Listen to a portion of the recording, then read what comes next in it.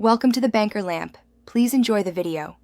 You'll begin by confirming whether you're working with a laptop screen or an external monitor, because steps differ slightly. Once done, plug in the device or note battery mode, since Windows may restrict brightness on battery saver. Next, open Settings, then System and Display, or Faster. Press Windows plus it to open Quick Settings and expose the brightness slider. This gets you into the right controls immediately so you can change levels and see results as you proceed. In Display Settings, use the brightness slider to make a quick change between 0 and 100% and watch the screen in real time. Make sure to check night light and HDR settings because they alter perceived brightness and color balance.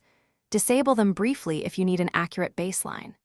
If brightness options are missing, open your display adapter or GPU utility, Intel, AMD, NVIDIA, and the monitor OSD for external displays. Drivers and vendor controls offer finer calibration and power-related adjustments. Finish by confirming your preferred brightness on both battery and plugged-in modes under Power and Battery, so Windows applies the right level automatically. You can also rely on FN keys or the Action Center slider for quick changes later.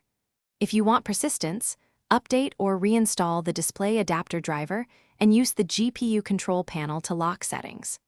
Troubleshooting tip: if brightness controls are missing or unresponsive, reinstall the display driver and check the monitor cable and OSD. This fixes most hardware driver conflicts. Thanks for watching. If this was helpful, leave a like and consider subscribing. See you next time.